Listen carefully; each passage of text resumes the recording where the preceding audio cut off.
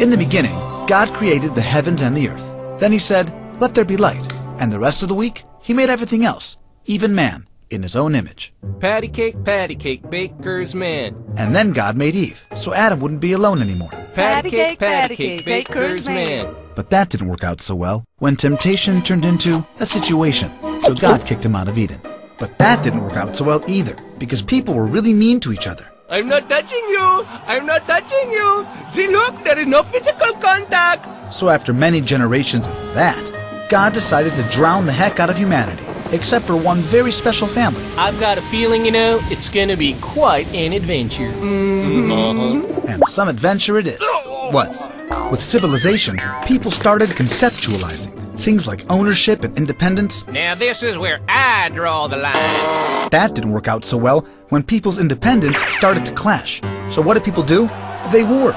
Family feuds, tribal wars, wars between empires, cities, states. Before you knew it, everyone declared war on everybody else. It was cool back then, was the thing to do. Meet Abraham.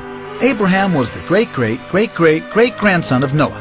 Unlike other people at the time, Abraham believed in one God, one you cannot see. No, not my cup of tea. And that got him into trouble, especially after God made him a promise. To your descendants I give this land, from the river of Egypt to the great river, the Euphrates. Let's have a look. Back then, that was a big gift for a small family. And the problem was that it was occupied by the Canaanites, Cadmonites, Hittites, Perizzites, Amorites, Canaanites, Girgashites. So, as you can imagine, land didn't come easy for any of Abraham's God-loving children. One day, God told Abraham to go to the hills of Moriah to sacrifice his own son, Isaac. But a good angel saved Isaac in the nick of time. Close call. Isaac grew up and had a family. When the famine struck, his son Jacob took the family down to Egypt. Y'all come back now here. We'll be right back. Bye-bye. But that idea didn't turn out so well, because at the end of the day, they became slaves. And after 400 years of that, Moses came along. Hey, you better let my people go, man. It ain't right, dude. God's gonna punish you, you know. So 10 plagues later, God freed the Israelites and gave them the 10 Commandments. And finally, they entered the Promised Land.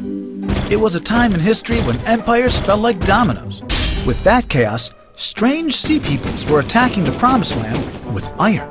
My precious.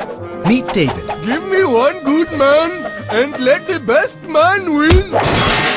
You bastards! So David became the king, and the 12 tribes became one, and the first temple was constructed. But then came wars, and 10 tribes went down the drain. Live from Jerusalem, after 18 months of siege, the Babylonians have finally taken over. Yo, man, there's bloodshed on the streets. They're kicking all the Jews out. Hey, they're taking down the temple.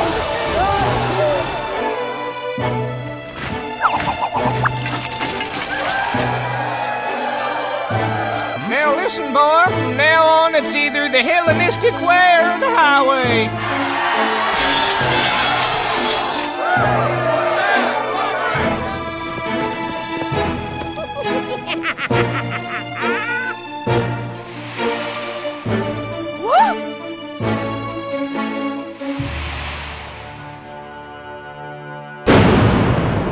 No comment. I said no comment, please. Thank you.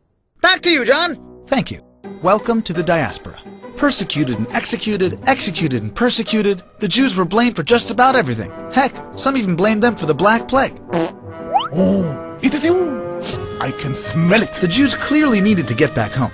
I have a dream. Aristotle recommended it, Napoleon tried it, the Brits declared it, even Hitler considered it.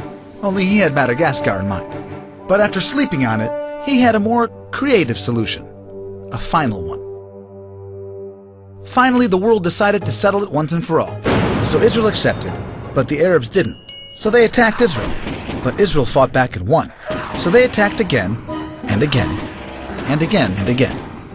So where were we? This is the world. This is the Promised Land. This is Israel.